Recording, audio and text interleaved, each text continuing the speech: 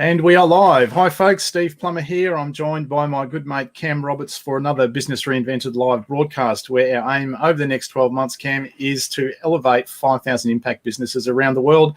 And part of that is this broadcast. So welcome everyone. Welcome Cam. Great to see you again this week. Yeah, hey Steve, great to be on again. And hi everyone out there as well. Now today's topic, Steve, is nothing happens until a sale is made and what processes are appropriate for 2021 and have they changed over the last 12 months? Yeah. And the short answer is, Cam, yes, it has changed because there's a lot of fear out there, a lot of disruption. Things are changing so quickly. So it's a tough environment to sell into. But I actually want to just start off by taking a bit of a step back. And, a couple of stats I found a little while ago that customer retention, it's not just sales, because, it's easy to say, well, nothing happens till a sale is made. No sale, no business kind of thing. I get that, but we're talking a little bit deeper behind the scenes. And just for example, about customer retention, it reduces the expense of a business significantly. With this study by, Frederick Richfield of the American consulting firm Bain & Company, he found that it costs 6 or 7 times more to acquire a new customer rather than retaining an existing one. Now that's an enormous expense on your business if you're churning and burning all the time.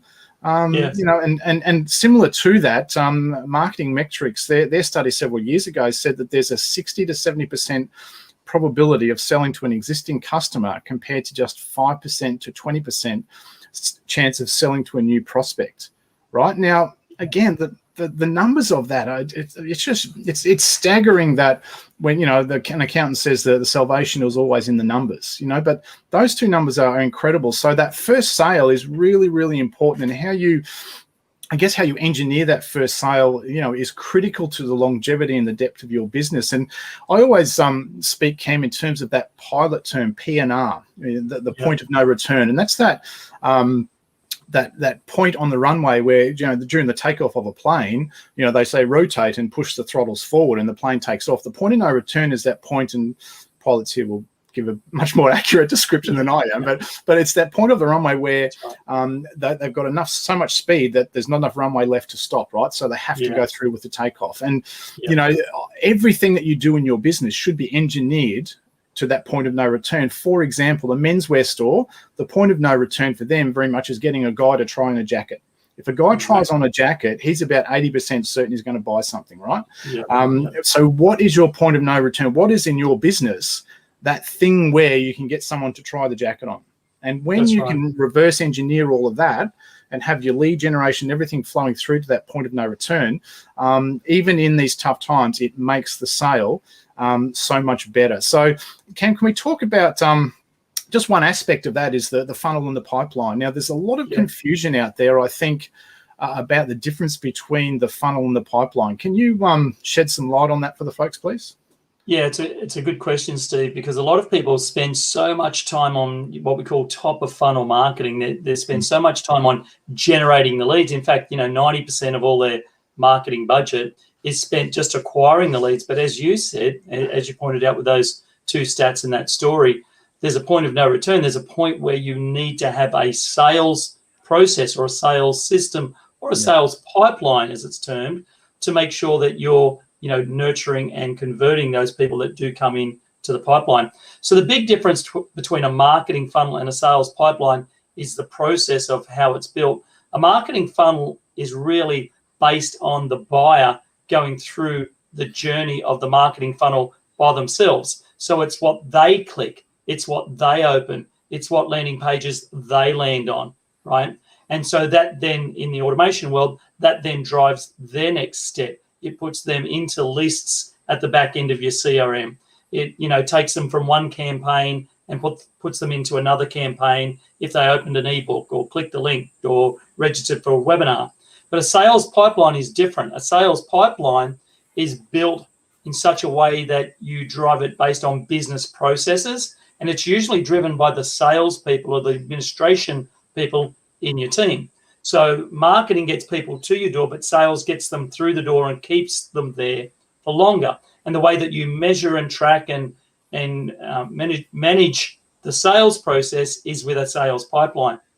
So Most businesses will have anywhere between 5 and 10 stages in a sales pipeline. And stage 1 is usually that first stage where a lead comes out of a marketing funnel and makes an inquiry, books a consultation, fills out a web form, so to speak. And at that point, they're now in a sales stage, that new inquiry stage. And at that point, your system or either your salespeople need to follow them up. Based on the follow-up, based on the mechanisms, based on the engagement, will determine where they go next. So they could go to stage 2, where you could have a really hot conversation with someone, and that prospect could go straight to stage 4. Now, where this gets really interesting is that in your business, you might not get paid, in fees or for your services or for your products until stage 7. So by having a sales pipeline and build stages in that pipeline, it allows you to see where the blockages are. Because if you've got 100 people stuck in stage 6 in your sales pipeline, you don't need to work on going and doing more lead generation. You need to figure out, how do we get all of those people in stage 6 into stage 7? That's where the biggest opportunity is. So a sales pipeline allows you to have real transparency about what's happening in your business, and it allows you to do great reporting and use that reporting and use that data back towards your marketing and towards your next steps in your business.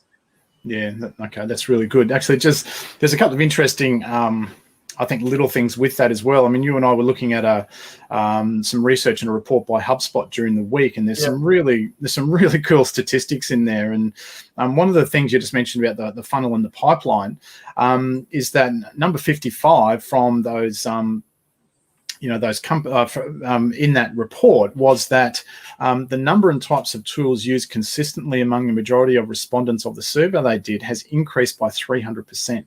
Yeah, I mean, that is enormous. So if you're still doing what you were doing in 2020 or 2019 without any additions to things, I mean, that was in the digital space, granted. Correct, yeah.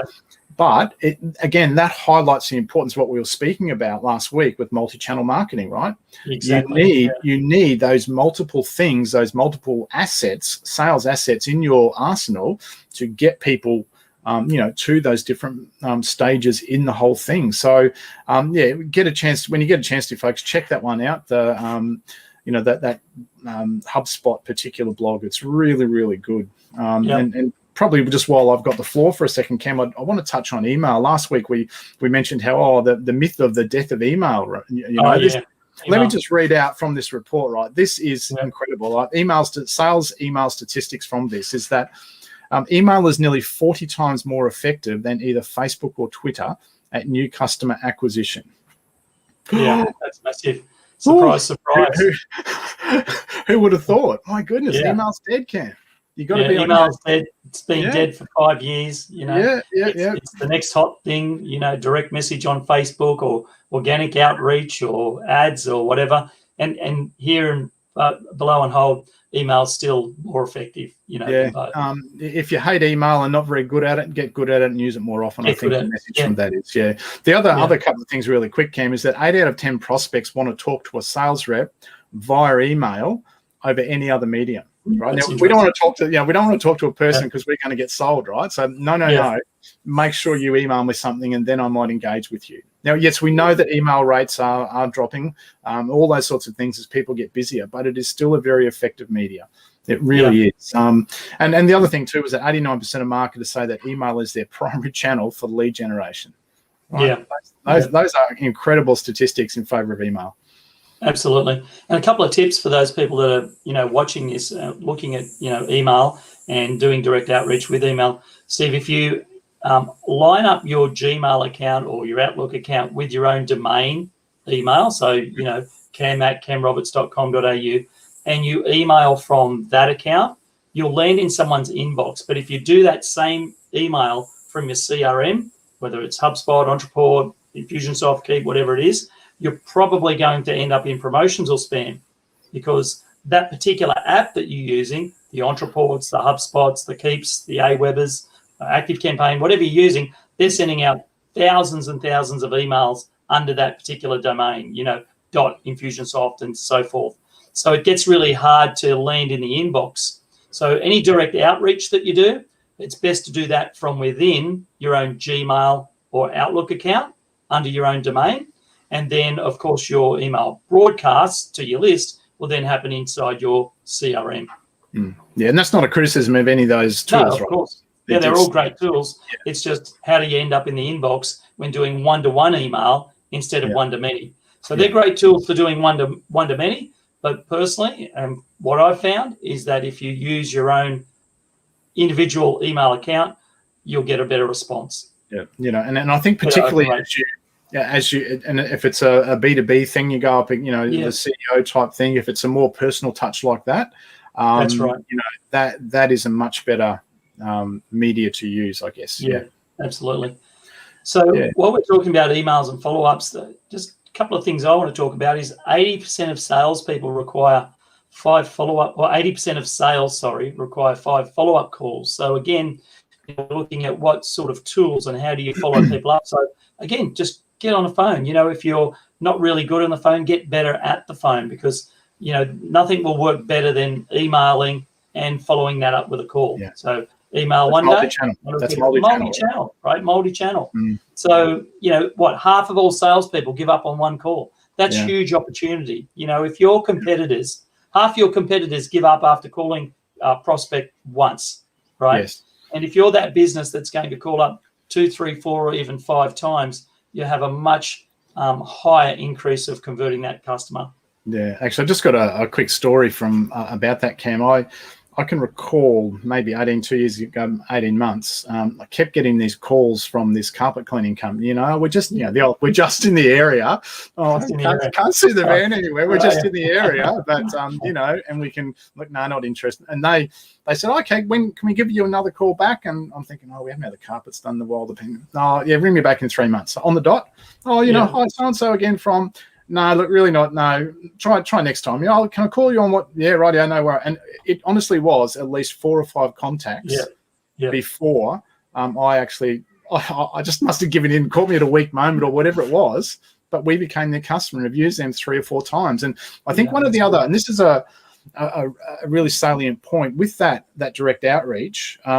The telemarketer was really good at the job, right? She said, look, it's normally this for you today. We can do it for this. And so she put a whole lot of things in there that made me feel good and understand we all want a bargain and we all want to feel special, right? Yep. I mean, I do this stuff every day, Cam, and yet I'm still hooked by the telemarketer who was able to push those buttons in me, right? I mean, I could see through what she was doing, but I found it really hard to resist eventually. Yeah, because you had a problem. You had carpets, right? They hadn't been cleaned. It's just that you weren't ready yet. Yeah. That's You right. We buy in our own time. Customer buys in our own time, in their own time rather, not when we want them to. Yeah, absolutely. So on that point of customers buying in their own time, Steve, there are sales enablement tools that will help you with that nurturing, with that prospecting time, whether when they're in the different consideration stages of buying or follow-up stages. So some of those things are email snippets. So that's just something that you set up inside your CRM so that you don't have to keep typing the same thing over and over again to people. Just grab that little snippet and send it away. Chat bots and messenger chats on your own website so that if people have a question, they can just ask on your website directly. They don't kind of have to ring you up if they're not ready to talk to a real person and feel like they're going to be sold. And then you've got SMS automation. So SMS is a great way of getting a message opened really quickly. But with SMS automation, make it feel personal, like what you felt when that person called you. That could have been an SMS. 2 or 3 days later, hey, Steve, just checking back, but that could have been automated, right? Automated appointments, same thing, can come through SMS or email. And then you've got templates and scripts. And as you mentioned with that telemarketer, she had a blinder of a script on one of Australia's best copywriters, that made him become a customer, I put the phone down and went, damn, they got me, like it was, but she was good. And I said at the end, I said, look, well done. I mean, I write all this stuff all the time, but you've done your job well. She said, thank you. And, that's good. Importantly, I think I got a follow-up phone call from her the day after. They'd done their job as well. Hi, it's so-and-so. Remember we spoke? Yeah, were you happy with everything? You know, and again, that one phone call might have been annoying for the business to do, but there is a deposit in the emotional bank account of the customer, right? Right. So next time, 12 months, 6 months, whenever carpets pest need doing, I'm thinking back to the last contact I had with them. Now, if their job was okay, it wasn't crappy. The last phone contact I had was a follow-up phone call. Hey, was everything okay? You know, that's part of that as well, especially in this fear-based world, right? We want certainty. When the world is uncertain and chaotic, we want certainty and safety. That's right. And a business or a company like that knows their numbers. Like, they know if they call people 5 times, there's a percentage of conversions that will happen. They know that once they come out and do your carpets once, if they follow you up with some sequence that they've engineered, whether it's, you know, email, SMS, touch point, plus a follow-up phone call, they know that there's a percentage of customers that will get repeat business within that 12-month period. So it's about knowing your numbers and having a plan to enable your, you know, your sales to grow systematically and not by accident. Yeah. And Cam, can I just quickly quote a couple of those statistics? Now, 60% of customers say no 4 times before they say yes, whereas 48% of salespeople give up. I don't know if you had that on the screen. I just love that stat, though. 80% of sales require 5 follow-up calls. You might have had that one. Salespeople give up after 1. 35 to 50% of sales go to the vendor that responds first. So that immediacy is really important, right? That immediacy, get people's problems solved quickly because of the pace that the world is moving at, right? And here's an interesting one too. 75% of online buyers want to receive between 2 and 4 phone calls before you know, the company gives up on them. 12% would like a company to try as many times as it takes to get hold of them. 70% of salespeople stop at 1 email. Yet if you send more emails, you've got a 25% chance to hear back. Isn't that emails again? Emails again. There you go, Steve. One and done never works, right? In anything, you know, it never works. And here's an interesting one too. 42% of people would be encouraged to make a purchase if the sales rep called back at an agreed upon specified time. And the last one I found interesting was that 57% of people said they would be encouraged to make a purchase from a salesperson who doesn't try to apply pressure or hassle them when following up. Isn't that interesting? And so just reflecting on my carpet experience, I mean, yes, she was sort of harassing and following up, but it was harassing and following up to do something special for me on that day, right? It wasn't, you know, it wasn't all that high pressure stuff, but, you know, look, we're in the area, right? You know, and we can do this and that for you. It's a one-time thing only. And if you do this room, you get that room for free and all those sorts of things, stuff to make me feel special. Yeah, that's really good. Excellent. All right. Well, we're almost out of time, Steve, keeping under our 20-minute business broadcast. So let's wrap this up. Folks, if you want any more help, and what we'll do, we'll put some of those links in the quotes, put the link of those stats in the video comments below. And if you want help increasing your sales in 2021, just leave Steve or I a message below. Otherwise, go to businessreinvented.com.au and reach out and we'll have a chat. All right. Thanks for tuning in, folks, and we will see you next time. Thanks, Cam. Been fun again. Thanks, Steve.